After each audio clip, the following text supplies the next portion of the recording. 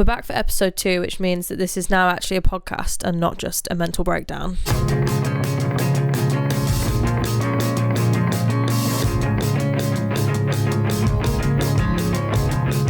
Hello, welcome back to Publicly Spiraling Podcast. This is episode 2.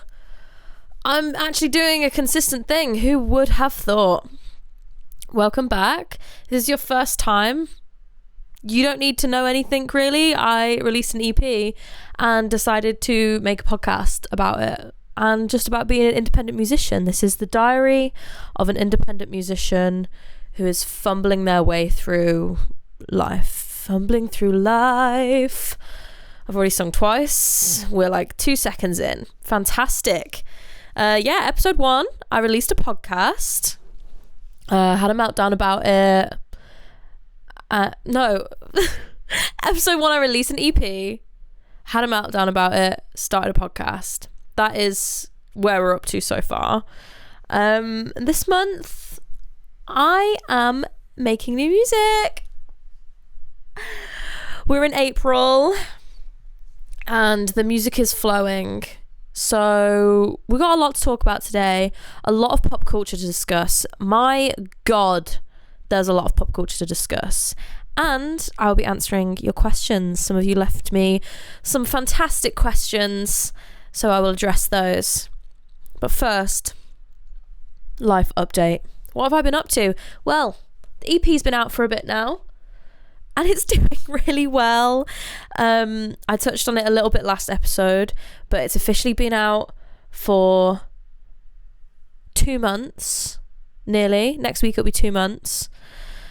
And it's got over 10,000 streams on just Spotify. That's insane. Like, thank you so much.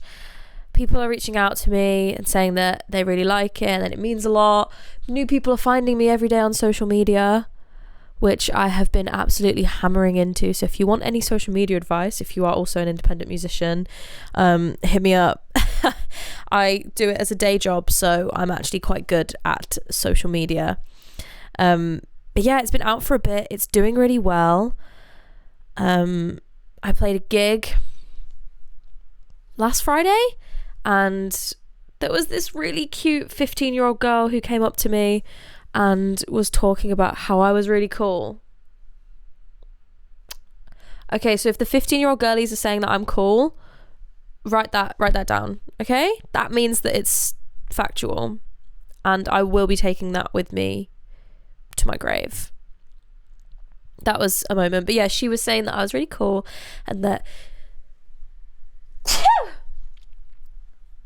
okay, ignore the sneeze. Ignore the sneeze. She was saying that I was really cool and the EP was good and she really liked it. The gig went really well. I sold loads of merch. Thank the Lord I sold loads of merch. And it's just weird going from me begging people to please listen to my EP to like, oh, people are actually listening to this and I'm not asking them to. Who would have thought, eh? It's crazy. So thank you again if you have listened to it. If you have not, go and listen to it. It's called Learning How to Live by Freya Rose. That's me, Freya Rose. It's good. I'm proud of it. But that being said, I am obviously already working on the project that's 2 projects away. Yeah, it doesn't stop. Like, it just doesn't stop. I have already written the next project and I'm starting to record that. And then I've got like a little project that will sit in between that. And right now I am working on the next one, which I can't really talk about, but it's very, very cool. We're going more pop, guys. I know that I literally just did like my first album was pop and then I was like, I'm moving away from pop now with this EP. Well, we're back, but it's indie pop and it's a very specific branch of indie pop and I'm really proud of it. The stuff that I'm writing right now is really cool. I can't wait for you guys to hear it, but it will probably be like 5 years until you do, so sorry about that. But yeah, I'm writing again. I'm meeting up with my friends and we just like hash out the little acoustic songs that I've written and make them into like a proper little scratch track demo. And they're sounding sick. I'm in a different headspace than I was with the EP. I definitely felt a lot of like pressure after the EP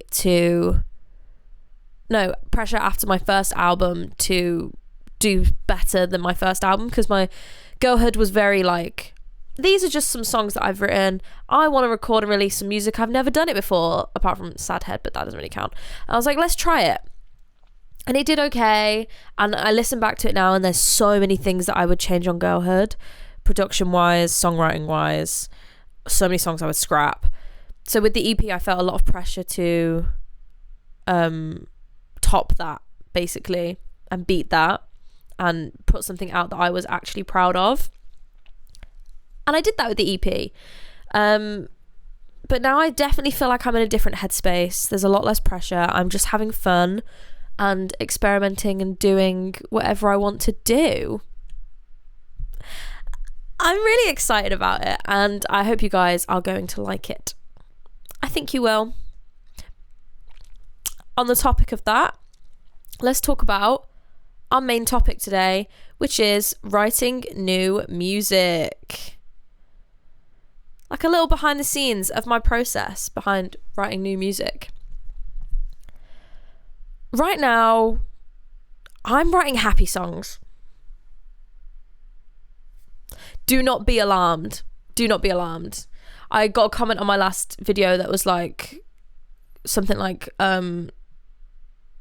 the shock when you threaten to write a happy song. Yeah, I know. It's terrifying, isn't it? It's a terrifying thought. But I am writing happy songs. I think that might mean that I'm happy. Alert.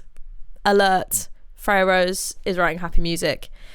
There's a lot of love songs and like platonic love songs. I am currently in the best, loveliest friendships I've ever been in, and it's so gorgeous.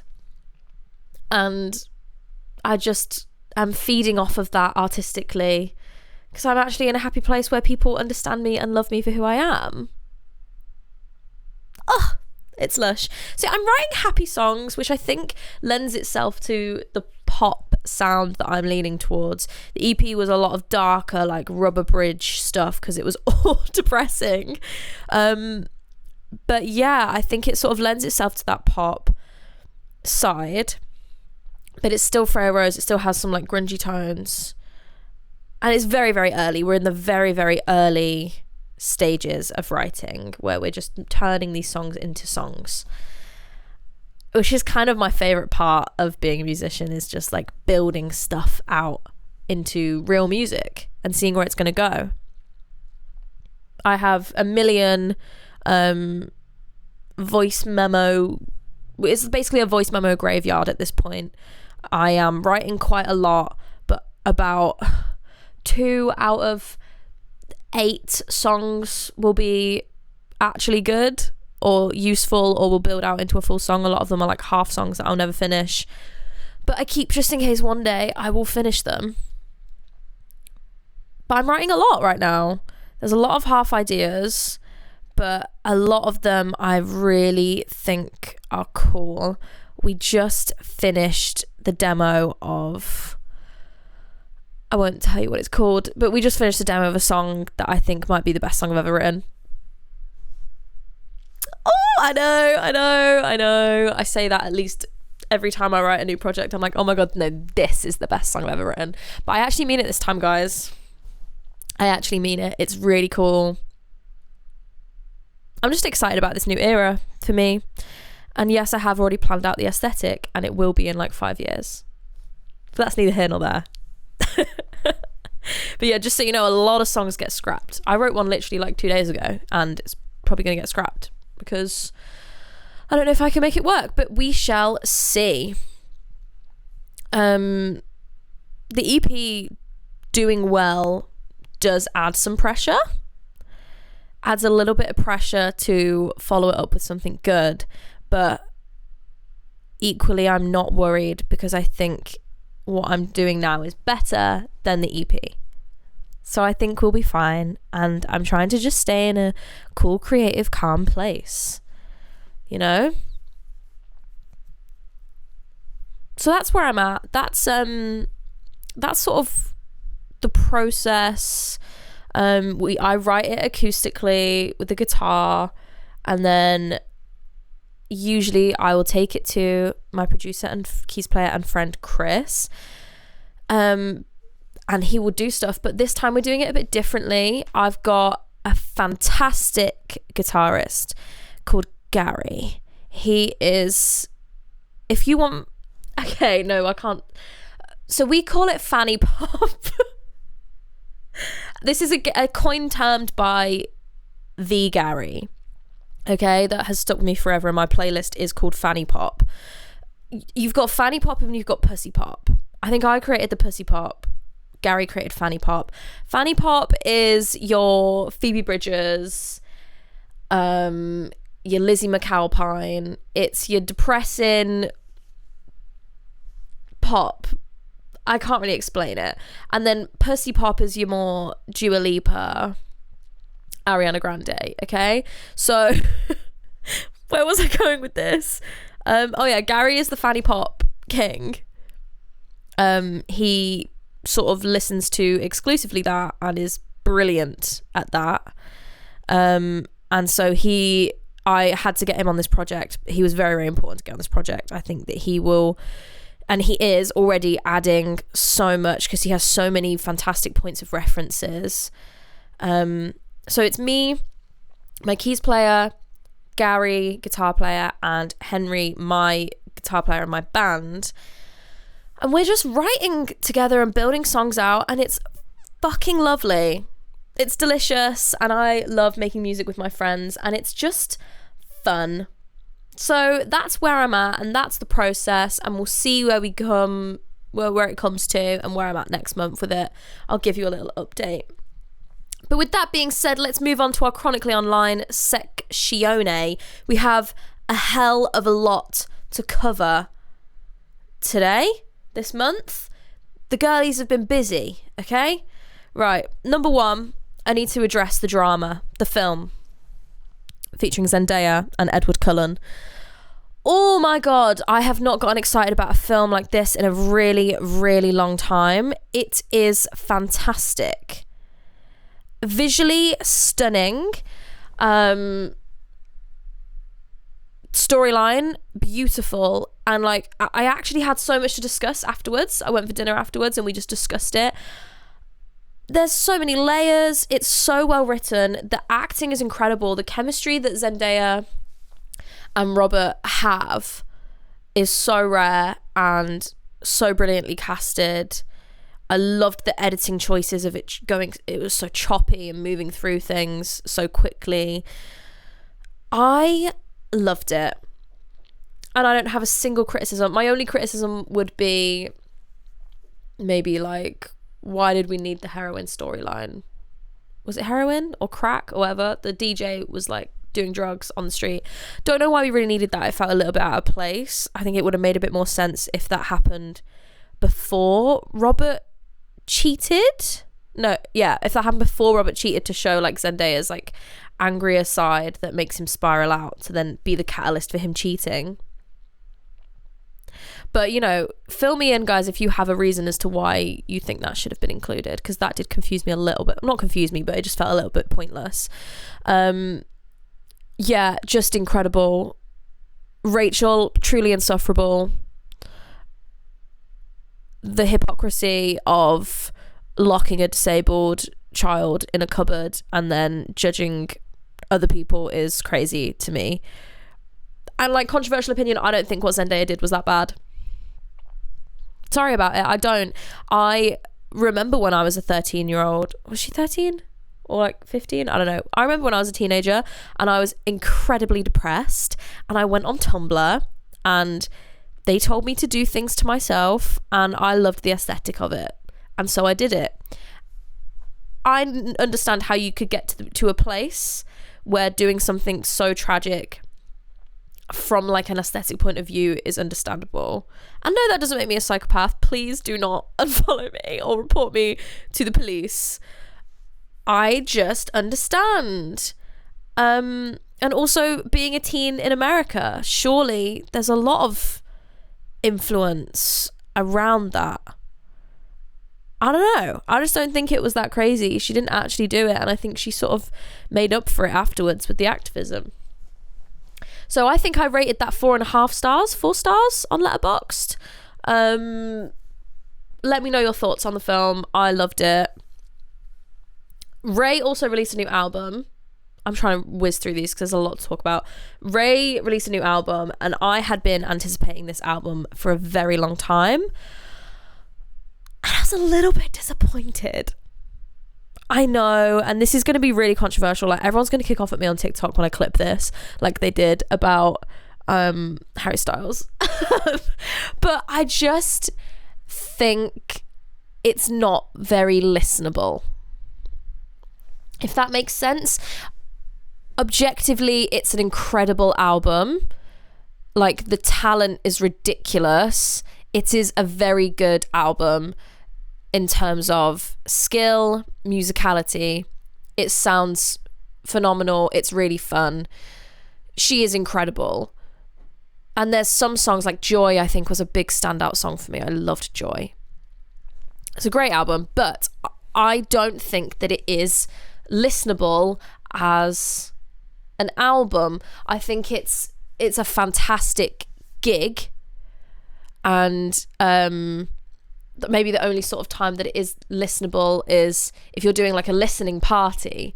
But I personally am not going to find myself putting on that album because it's a lot. There's like so much talking and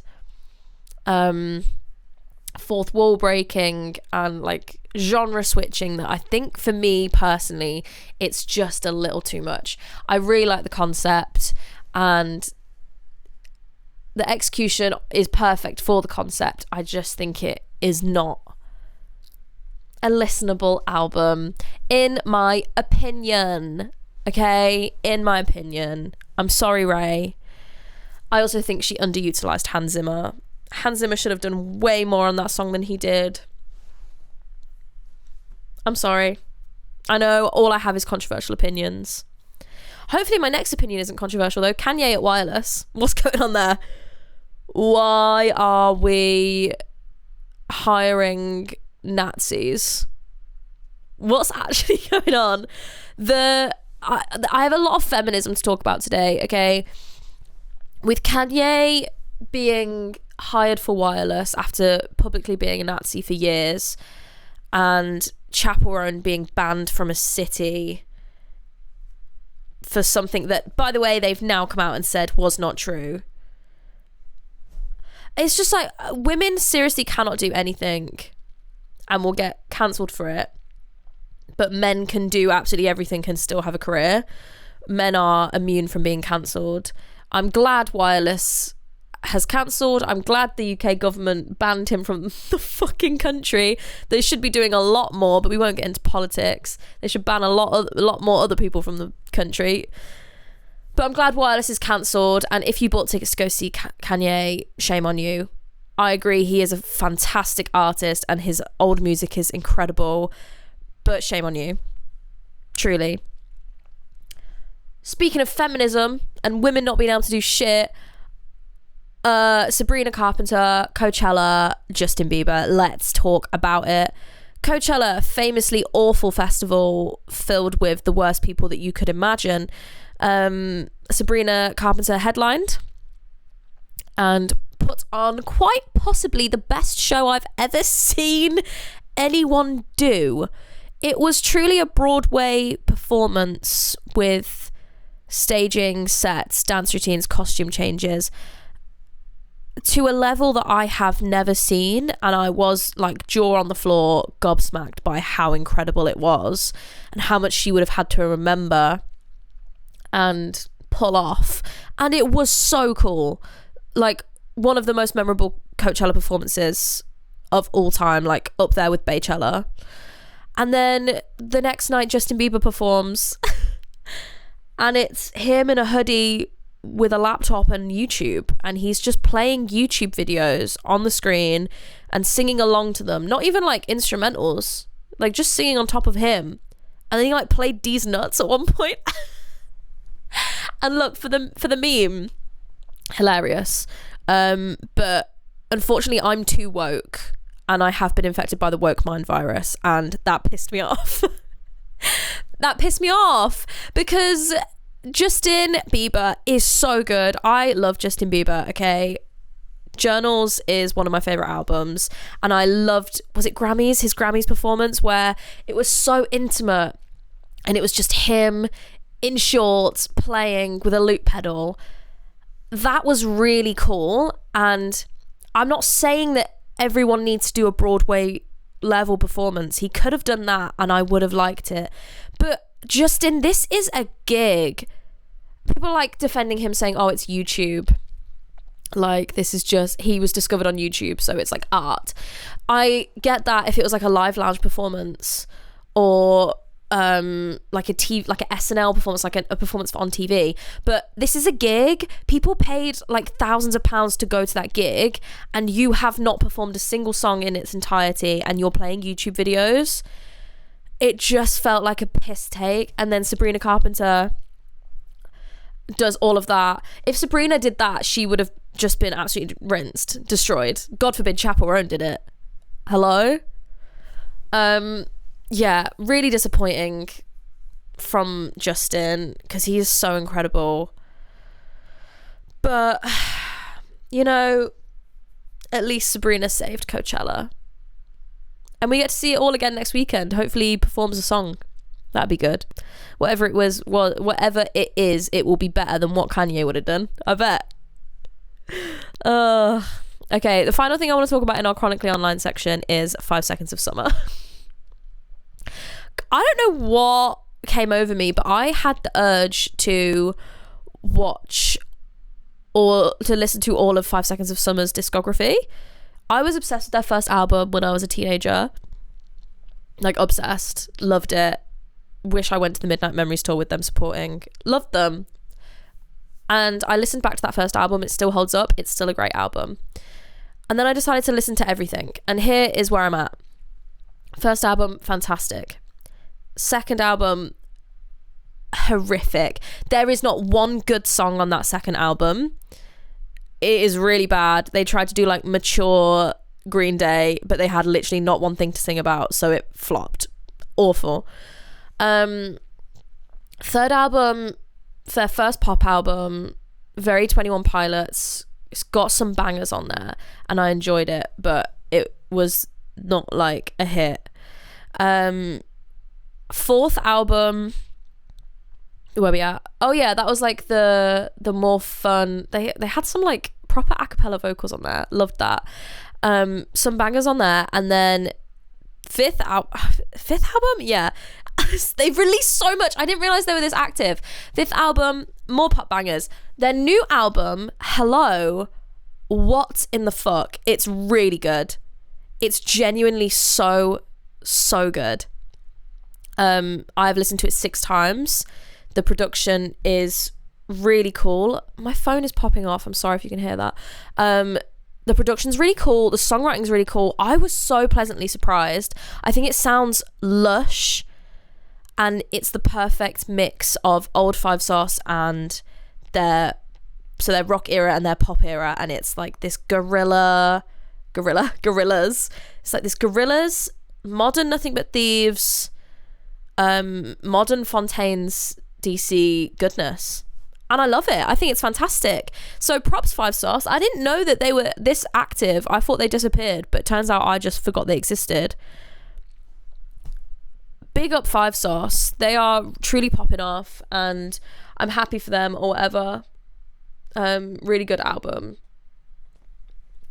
I have some favourite songs actually. I really like Everybody's a Star. I really like Boyfriend. I really like, I can't remember what it's called. Oh, the Telephone Busy, really liked. Bangers. Oh, Ghost might be my favourite. It's like a lush pop track. It's really, really gorgeous. that's my chronically online section that I have rambled through extremely quickly so I can get to questions. I don't know why I shouted that at you. I'm sorry. I asked you to give me some questions and you came through, and I'm going to answer them now. Do I have a favourite spiral? Mine is the twist. Right, let me read this actually properly. Do you have a favourite spiral? Mine is the twisted spire of that funky church in Chesterfield. It's 45 whole degrees. I only have 1 degree and it's useless. Thank you, Ben. That was the best comment I've ever received.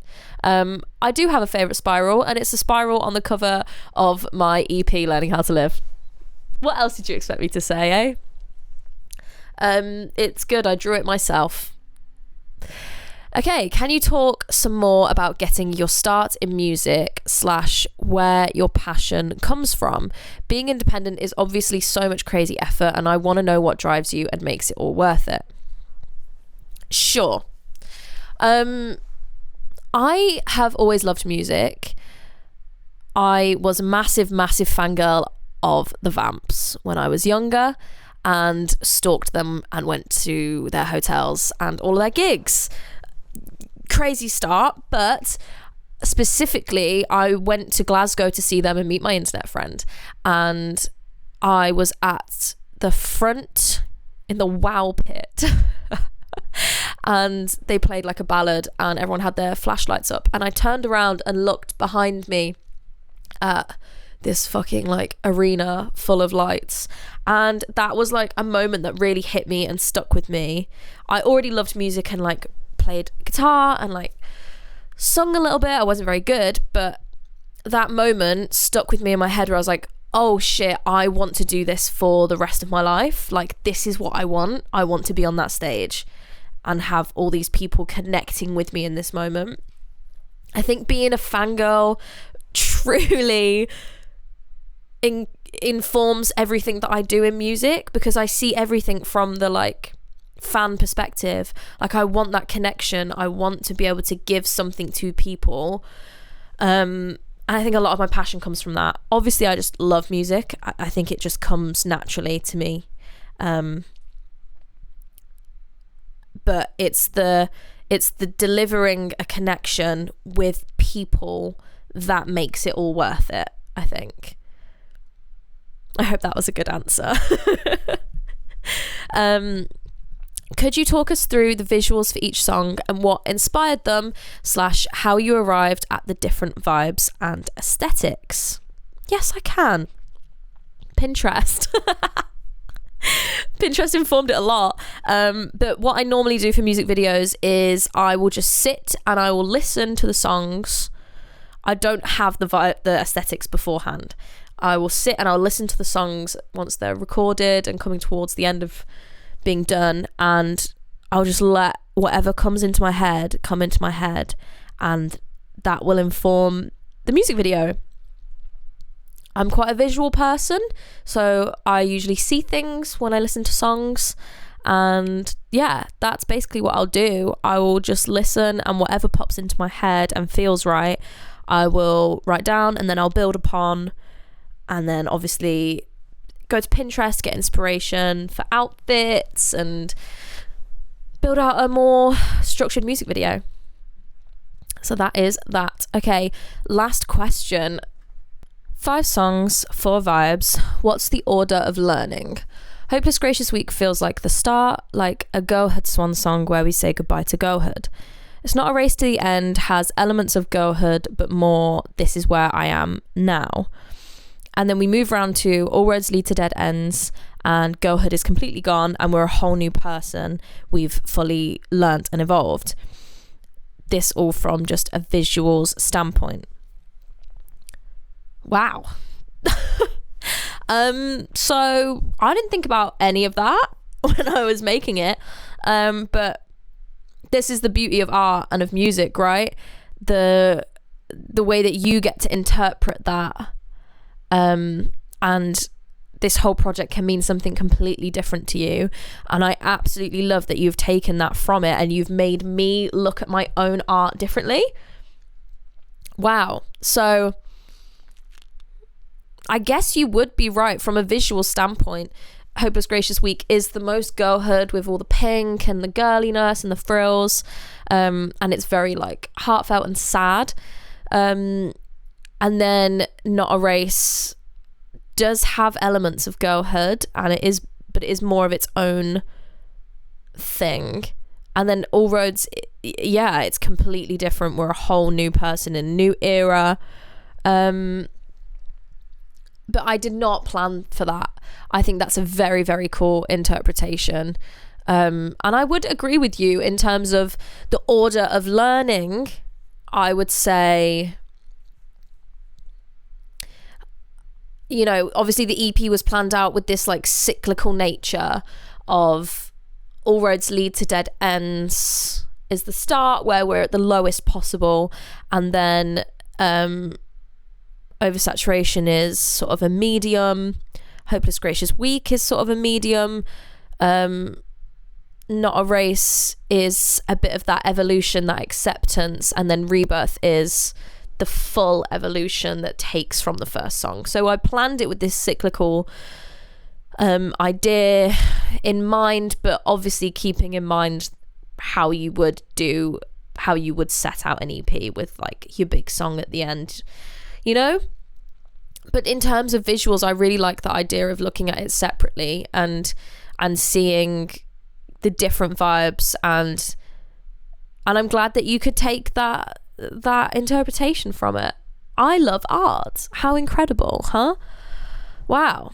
They're the comments we have for today. So keep sending in your questions, any advice you want me to give, if you're an independent musician, if you're an artist, if you want any advice in terms of social media, in terms of the music business side of things, booking gigs, etc., or just comments about like my writing process or whatever, add them in the comments wherever you are listening to this, on Spotify, on YouTube.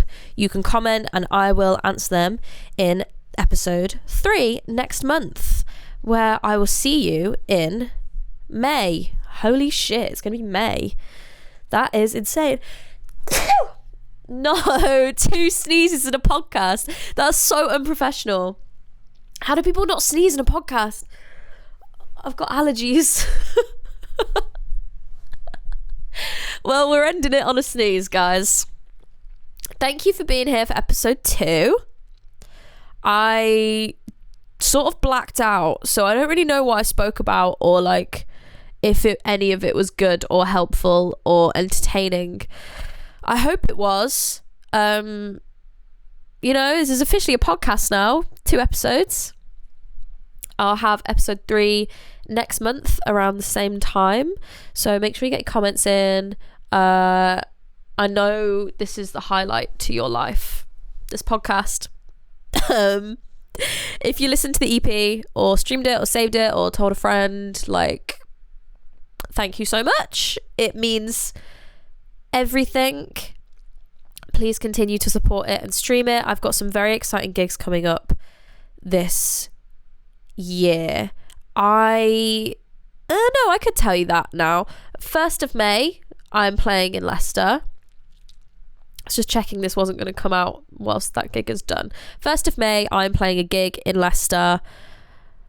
It's going to be like a stripped back, completely different set. We're just going to fuck up my songs a little bit and just play about with it. We're supporting Heather McDowell for her album launch. She's written an album and created an album in like, I don't know how many days, but like not enough days, and it sounds great. So that's her album launch, and we will be supporting there. And then I have some exciting festivals and other gigs in the works that I can't really talk about, but I will let you know as soon as I can. Thank you so much for joining me.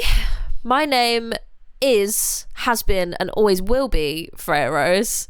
This is Publicly Spiraling, and I will see you again next month for another dose of me blacking out and rambling into a microphone. Bye.